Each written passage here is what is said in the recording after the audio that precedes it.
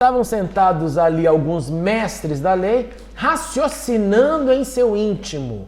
Por que esse homem fala assim? Está blasfemando. Quem pode perdoar pecados a não ser somente Deus? Jesus percebeu logo em seu espírito que era isso que eles estavam pensando. Ele disse: por que vocês estão remoendo estas coisas em seu coração? Olha que bonito, Marcos escreve para a gente mostrando o discernimento que Jesus teve. Gente, quem foi que falou isso para Marcos? Era como se falasse assim: o André naquela hora que estava dando aula pensou no exemplo daquela forma e você escreveu o que eu estou pensando. É exatamente o que Marcos faz. Olha, ele está dizendo, Jesus está discernindo o raciocínio de todo mundo. E porque ele está discernindo o raciocínio de todo mundo, ele lança a pergunta: o que é mais fácil dizer ao paralítico? Os seus pecados estão perdoados? Ou levante-se, pegue a sua maca e ande? É a pergunta. Mas para que vocês saibam que o Filho do Homem tem na terra autoridade para perdoar pecados, disse ao paralítico: eu lhes digo, levante, pegue a sua maca e vá para casa. Ele se levantou, pegou a maca e saiu à vista de todos, que atônitos glorificavam a Deus, dizendo: nunca vimos nada igual. Vou repetir a pergunta: por que Jesus então primeiramente disse: seus pecados estão perdoados, ao invés de você curado está, levante e ande? Por quê? Por quê? Por que, gente? Acabei de falar no início. Para criar um problema. Para criar um problema. Polêmica. Literalmente. Se ele discerne o que as pessoas estão pensando, eu vou jogar uma pergunta, eu vou jogar uma resposta que já é uma pergunta. A minha frase já vai causar um outro drama na cabeça de vocês, já que vocês estão aqui já com o julgamento errado. Então eu já vou logo, vamos botar mais lenha nessa fogueira aqui. Eu vou mostrar aqui, e não só que eu tenho poder sobre o corpo físico, quanto eu tenho poder sobre a alma, sobre o perdão. E perdão aqui nesse tempo é associado a quê? Como é que você obtém perdão nessa época? Sacrifício.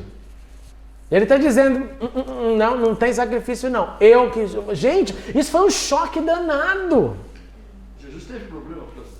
Muito! Ele estava, claro que começando, e aqui é Marcos no primeiro evangelho tentando dizer, ele está começando desde o início das primeiras boas novas, dizer: eu sou o sacrifício, eu sou o cordeiro, eu sou o que entrega a minha vida, logo eu sou o que apazigua, que perdoa a sua alma.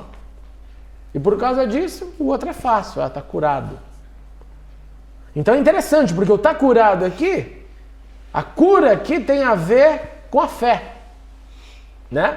Eles estão, e Jesus vê a fé deles e fala: legal, fizeram uma lição aí, né? Um exemplo fantástico, E aí joga a problemática. Verso 13, Jesus saiu outra vez para beira-mar. Então você imagina aqui nessa fotinha que a gente está vendo, né? Beira-mar. Uma grande multidão aproximou-se e ele começou a ensiná-los. Passando por ali, viu Levi, filho de Alfeu, sentado na coletoria. E disse-lhe: siga-me. Levi levantou-se e o seguiu. Durante uma refeição na casa de Levi, muitos publicanos, pecadores, estavam comendo com Jesus e seus discípulos, pois haviam muitos que o seguiam. Quando os mestres da lei, que eram fariseus, o viram comendo com pecadores e publicanos, perguntaram aos discípulos de Jesus: por que ele come com publicanos e pecadores? Ouvindo isso, Jesus lhes disse: não são os que têm saúde que precisam de médico, mas sim os doentes. Eu não vim para chamar justos, mas pecadores. Qual que era o problema de comer com publicanos e pecadores? Qual que era o problema de comer com publicanos e pecadores? E aí? É o contrário, então. Primeiro a questão da comida, depois a questão judaica. Porque a comida era lei. Então, se eu estou comendo com um publicano, o cara pode pegar um porco lá, né? E falar: opa, quer aí? Em outras palavras, a comida está contaminada.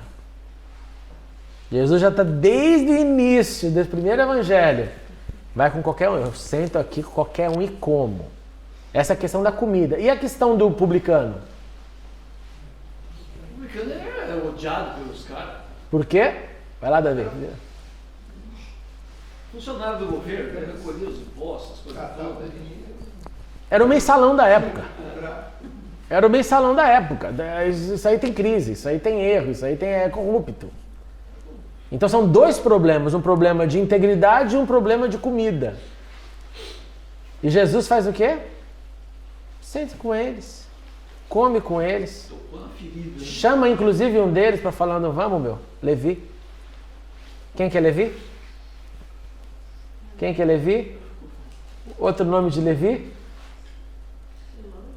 Outro nome de Levi, todo mundo tem que saber isso aí, não pode esquecer. Qual? Opa, parabéns. Mateus, gente. Levi e Mateus. Tá? O nome de Mateus, Levi. Então, Jesus está deixando bem claro aqui no Evangelho de Marcos que tem momentos, existe a hora, deve ser parte da nossa missão fazer essa ponte com os que estão do outro lado. Agora, é claro que tem um perigo danado aqui, né? Porque jovem ouve isso aqui e fala assim, bom, falou que tem que fazer a ponte, né? Então eu vou começar a ir pra balada agora, vou lá, porque eu tenho que fazer a ponte com eles lá, né?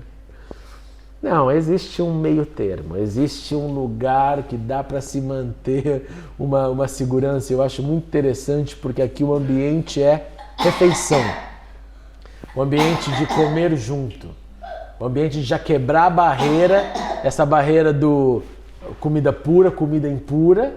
Senta todo mundo e vamos conversar. Lembra o que aconteceu num dos momentos desses de comer com o impuro? Talvez a história mais famosa da Bíblia de comer com o pecador e o pecador ser transformado sem pregação, só na comida, só na hora da comida. Qual que é o exemplo que a gente não pode esquecer, que é fundamental nessa metodologia? Fala. Quem? Zacarias? É quase, mas não, começa com Zá também. Zaqueu, gente. Zaqueu. O que acontece com Zaqueu? Metodologia de Jesus? Desce daí, safado. Para de roubar os outros. Vou comer na sua casa. A Bíblia nos diz alguma coisa sobre... E Jesus sentou-se e começou. Zaqueu, o que você está fazendo? Comer. Cadê a comida? Cadê a comida? Comeu no final da refeição. O que acontece? Zaqueu simplesmente fala, foi mal.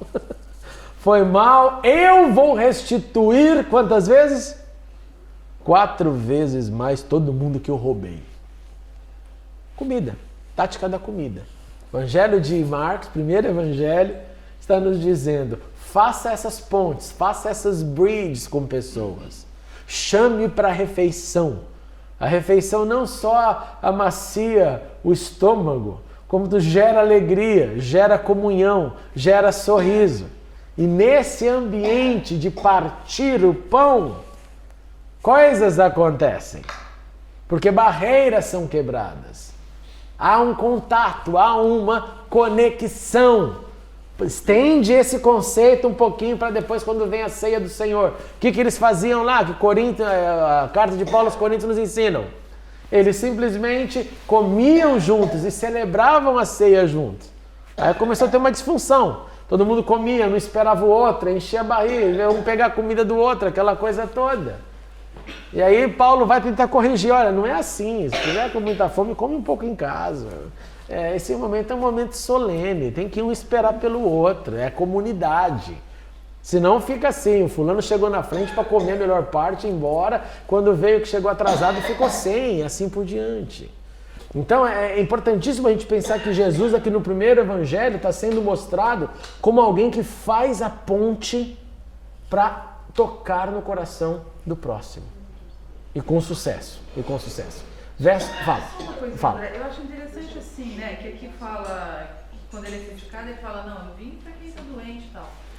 Mas esse mesmo cuidado, esse carinho que a gente vê com Jesus, parece que em relação aos fariseus não existia isso de Jesus.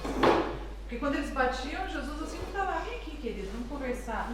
Não, parece que é uma coisa meio de confronto mesmo, né? Como é que fica isso? Os fariseus não seriam considerados doentes também? Existem doenças e doenças. E com chamados, você vê que a palavra, o título fariseu quase sempre está relacionado a mestre da lei. E nesse caso, a impressão que eu tenho é que Jesus literalmente usa um nível mais forte de questionamento. Por quê? Porque eram assim que eles agiam para ensinar. Eu vou te dar um exemplo para você entender legal. Quando Jesus está falando sobre a questão, por exemplo, do divórcio, existe duas escolas rabínicas de fariseus por trás da conversa de Jesus sobre o divórcio. As escolas é o seguinte, uma delas fala assim, você pode divorciar simplesmente se a pessoa, você não gostou da comida da pessoa. A pessoa não cozinha legal, você achou aquilo uma abominação para você. Então, acabou. Ou você acordou e olhou para a cara dela e falou, tem alguma coisa estranha em você, eu não gosto mais de você, acabou. Em outras palavras, sem razão nenhuma. Então, como que você... E isso era ensinado. Era como chegar assim, gente, casa aí, tá? E o João, você vai casar com a Beth lá. Se um dia você acordar, olhar pra cara dela e falar, mas que menina chata, já encheu, não quero mais. Eu vou falar, isso aí, João, encheu. Ela não tá mais, não pinta mais o cabelo, ficou... Tá bom, João, acabou. Como você ensina um negócio desse? Como você ensina um negócio desse? Você ensina com leveza? Então, amadas ovelhas, casem-se. E quando você não gostar de uma coisa que ela... E sempre pra mulher, né? Uma coisa que ela fez, você simplesmente dê carta de divórcio e tchau. Não. Isso era feito de uma maneira pesada. Isso era feito de uma maneira quase totalmente hostil, principalmente à mulher. Então, por que eu estou te dando esse exemplo? Para te dizer que os fariseus, o ensino, aquele momento histórico deles, não tinha leveza, era assim que eles aprendiam, era assim que eles ensinavam. Então eu acredito que Jesus tenta usar uma mesma língua, tentando fazê-los pensar por pressão. Então era uma discussão, mas vamos pensar assim, de intelectual para intelectual, de mente para mente. Agora tem um outro lado, a gente não pode esquecer, Sandra, que Jesus também senta com Nicodemos e faz o quê? Nicodemos, você precisa nascer de novo. Tranquilo, né? Conversa tranquila. Ali escondidinho, ninguém tá vendo. Então existe também esse lado de Jesus abraçando. Mas daí Nicodemos fala, mas como? O que Jesus faz? O que ele fala? Nicodemos, você não é mestre, cara? Você é mestre da lei e não está entendendo isso? Em outras palavras, eu acredito que sim, que Jesus trata cada um de acordo com o nível onde a pessoa está. O nível onde a pessoa está é aonde ele trata. E talvez até por ele falar nesse mesmo tom, nível, com o fariseu, até para o populacho seja interessante ver uma outra postura. Totalmente. Totalmente. E que era a postura que todo mundo ficava no final. De onde vem essa autoridade? Ele não foi aluno aí da galera, ele não... Como é que chega? E para o fariseu, a única possível forma de chamar a atenção dele. Porque você vê que Marcos fala assim, e eles ficavam raciocinando no que Jesus estava dizendo. Em outras palavras, é uma diferença de linguagem somente. Com um grupo eu uso uma linguagem X, com outro grupo eu uso uma linguagem Y. Mas existem momentos que eu tento trazer para esse lado do carinho, como você falou, para esse lado do doente, mas mesmo assim eu ainda falo, mas você não é mestre? Cutucada braba, né? Eu quase falo assim, você devia saber isso, né, meu? Foi usado muito e tudo cobrado. Você devia já saber. Então, ele trata de acordo com o nível do próximo. O nível do próximo. E eu acho que por último, sua pergunta é muito boa, e por último, eu acho que Jesus também sabia que os fariseus, a maioria, não iriam encarnar nunca. Então era meio que, essa doença aqui é meio crônica. Essa doença é meio crônica aqui, eu não sei até onde ela vai. Vamos lá. Verso 18. Alguém lê para mim, por favor. Só seguir. Rapidinho. Os discípulos de João e os fariseus estavam jejuando. Algumas pessoas vieram a Jesus e lhe perguntaram: por que os discípulos de João e dos fariseus jejuam, mas os teus não? Pode seguir. Jesus respondeu: como podem os convidados do noivo jejuar enquanto este está com eles? Não podem enquanto o têm consigo, mas virão dias quando o noivo lhes será tirado, e nesse tempo jejuarão. Ninguém põe remendo de pano novo em roupa velha, pois o remendo forçará a roupa, tornando pior o rasgo. E ninguém põe vinho novo em vasilha de couro velha. Se o fizer, o vinho rebentará a vasilha, e tanto o vinho quanto a vasilha se estragarão. Ao contrário, põe-se vinho novo em vasilha de couro nova. Legal. Primeiro ponto. Por quê, gente? O que você, se você lesse isso aqui, tivesse que explicar para alguém o que Marcos está tentando dizer, o que você diria? O que você diria que Jesus está tentando dizer sobre essa questão do jejum? O que você diria? Qual que seria o teu posicionamento? Especificamente aqui no caso deles, que não estavam jejuando? Exatamente, da comparação, né? Jesus, os seus discípulos, os mais próximos a ti, não jejuam, mas os de João jejuam, o dos fariseus jejuam.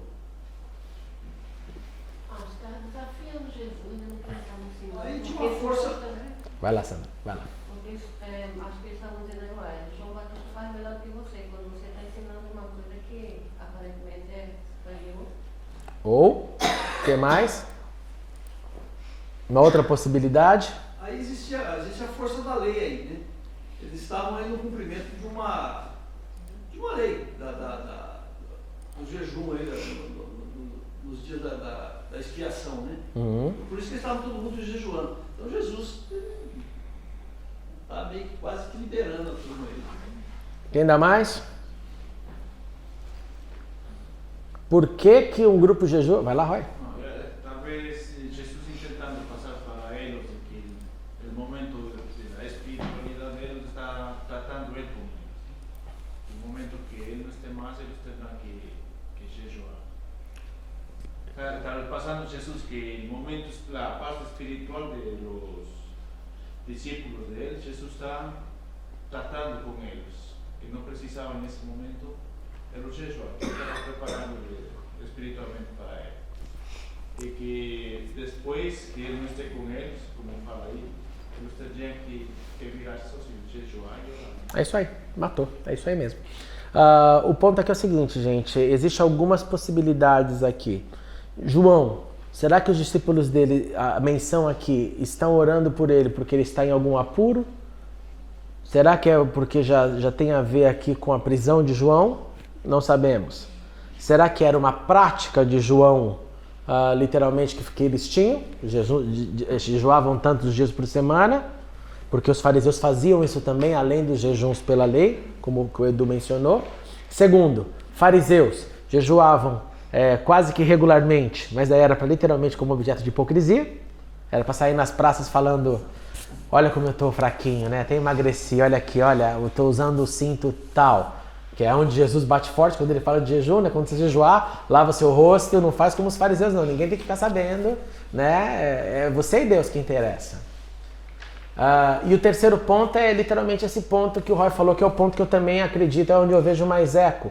E está nessa resposta. Como podem os convidados do noivo jejuar enquanto este está com eles? Qual que é a obrigação que alguém tem quando vai num casamento judeu? Celebrar. Quem? Os convidados. Celebrar quem? O grupo, Os noivos, exatamente. Exato. Os homens com o homem e as mulheres com a noiva. Obrigação vai para o casamento, você, Nica, tem que fazer a noiva feliz. Essa é a tua missão no casamento. Você vai para o casamento somente com essa missão. Todas as mulheres para fazer a noiva feliz. Todos os homens para fazer o noivo feliz. Quem sabe que tem essa missão que vai buscar a noiva na porta da casa dela, vai buscar o noivo na porta, os homens, na porta da casa dele, e vai fazendo, sabe, marchinha, já no caminho, até chegar ao local do casamento. Quando ouve isso, como podem os convidados do noivo jejuar quando esse está indo com ele? As palavras, para esses aqui, ainda é festa. É um outro aprendizado. É um outro momento. É uma outra hora. E vai chegar o tempo que ele vai deixar bem claro que, naquela outro caso ali, essa casa só com jejum e oração. Lembra? Essa situação aqui complicada precisa daquele momento. Esse é o ponto. Então Jesus estava deixando claro que os discípulos deles estavam numa outra escolinha naquele momento, como o Roy mesmo colocou, muito bem. Estavam num outro momento. E que ia chegar um tempo depois. E depois vem esse exemplo sobre o vinho novo, vasilha velha, né? E o remendo novo em vestido novo e velho. Então a ideia é essa, existe um novo momento e esses discípulos estão andando neste momento. Verso 23, certo sábado Jesus estava passando pelas lavouras de cereal. Enquanto caminhava, seus discípulos começaram a colher espigas. Alguém segue lendo, por favor?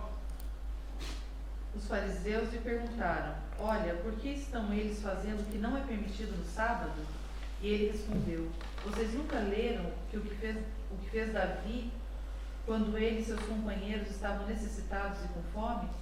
Nos dias do sumo sacerdote Abiatar, Davi entrou na casa de Deus e comeu os pães da presença, que apenas aos sacerdotes era permitido comer, e os deu também aos seus companheiros. Então lhes disse: o sábado foi feito por causa do homem, e não o homem por causa do sábado. Assim, pois, o Filho de Deus é Senhor até mesmo do sábado. Legal. Agora Jesus move no primeiro evangelho da problemática do jejum, da hora, do discipulado pessoal, a questão do Shabat.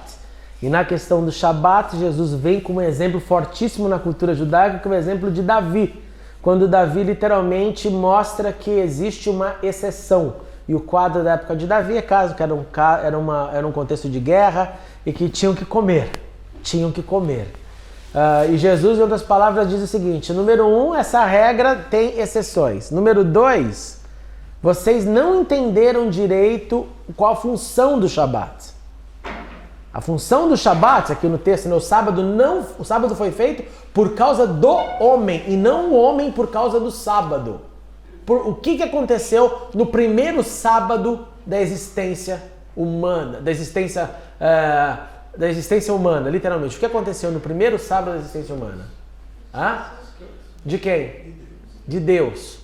O primeiro sábado da existência humana, após o homem ter sido criado no sexto dia, foi descanso.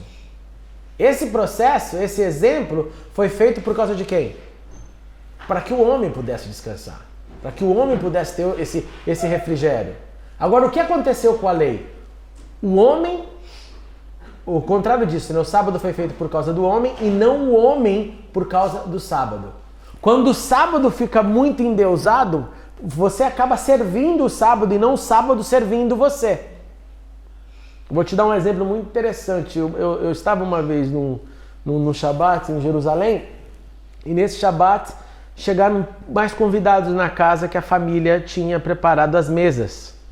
Muito normal, muito normal. Lá em Jerusalém é literalmente aquela regra de onde come 10 pode comer 20, não é nem 11.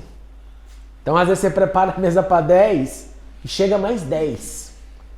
Então eles sempre têm uma comida escondida lá, porque pode acontecer.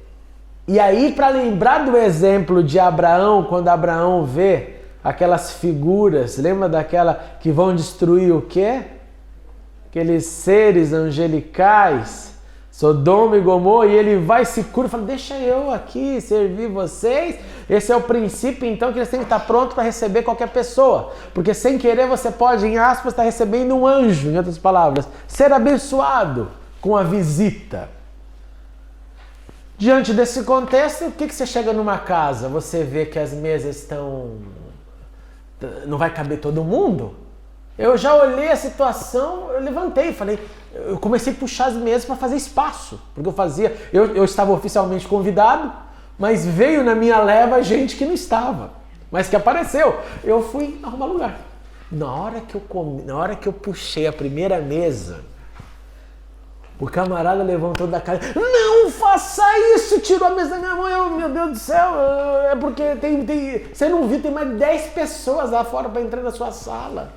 Não faça isso. Ele ficou assim, põe a mão na cabeça. E não era que ele não queria receber. Ele estava pronto, tinha comido. O problema era a mesa.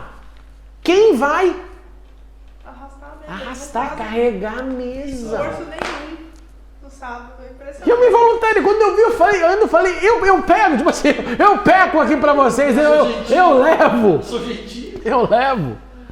Ele não. Gente, ficou aquele trans, a filha do lado de fora pra querendo comer. Ele pegou, aí ele falou, é comigo, não teve jeito. Aí ele foi, pegou a mesa, só que ele pegava na mesa, se for levantar, parecia que doía nele. Aí arrumou, entrou todo mundo. Aí passou, foi uma alegria e tal, comendo, todo mundo comeu, babá. Bom, você percebe? Aí, agora pensa nisso, né? O sábado foi feito por causa do homem. As palavras, use esse sábado. Agora, no exemplo que eu dei para vocês, aqui o homem tinha sido feito, literalmente, o contrário, né? O sábado estava lá e o homem foi feito por causa desse momento. E não é isso, não é isso. E aí vira uma complicação danada. Jesus chega nesse ponto e deixa bem claro. Quando o Marcos termina assim, pois o Filho do Homem é Senhor até mesmo do Shabat, do sábado. E primeiro está dizendo, o dia de descanso é dia pra gente. E se o dia de gente vira uma coisa mais sagrada do que a pessoa, pirou, porque endeusou. Endeusou. E aí Jesus afirma e compra mais uma briga. O Evangelho de Marcos é cheio de briga. E a briga agora é essa. Agora eu perdoo o pecado, eu declaro alma limpa, eu deixo o leproso me tocar. Olha quanto pecado, hein, perante a lei. Eu na questão do jejum eu libero os meus, porque os meus estão numa outra fase do aprendizado. E agora eu digo, quando a gente está com fome, a gente colhe. A gente pega, a gente come. Para terminar, eu quero te fazer uma pergunta. O que Jesus disse sobre ele veio fazer contra a lei? Ele veio abolir ou cumprir a lei? Jesus está cumprindo a lei nesses exemplos que nós acabamos de estudar hoje? Sim ou não e por quê? Ele está cumprindo, ele só está mostrando que as pessoas têm um entendimento errado da lei, muitas vezes. Exatamente. Ele não está falando, que lixo esse negócio, vamos acabar. Não. Sábado foi feito mesmo. Isso é verdade. O dia do descanso é real. Só que vocês inverteram. Vocês inverteram. Né?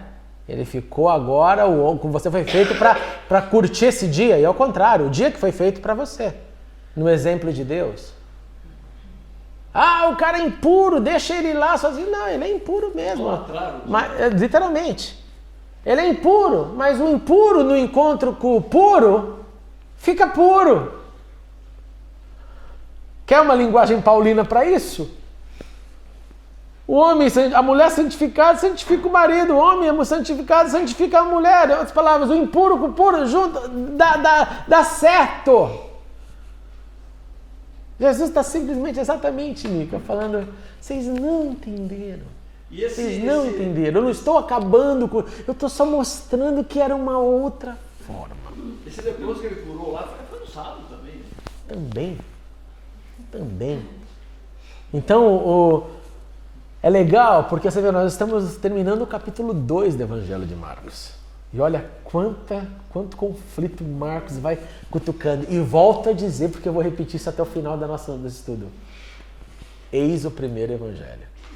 Eis as primeiras boas novas. Muito obrigado por assistir a mensagem. Clique agora em inscreva-se para se cadastrar no canal e ser avisado de todas as novidades. Se você quiser ajudar na divulgação, clique em gostei e adicione o vídeo nos favoritos. Não se esqueça também de conferir as mensagens anteriores. Obrigado e até a próxima.